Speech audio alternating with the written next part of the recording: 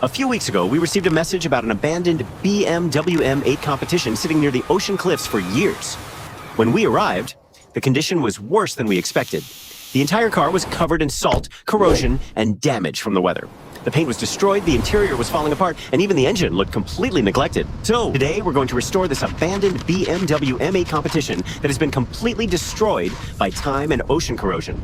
We're going to fully tear it apart, repair the entire body, rebuild the engine, and bring it back to showroom condition at Hush Motors. I hope you enjoyed the video. Don't forget to leave a like and subscribe to the channel for more extreme restorations like this one. See you next time.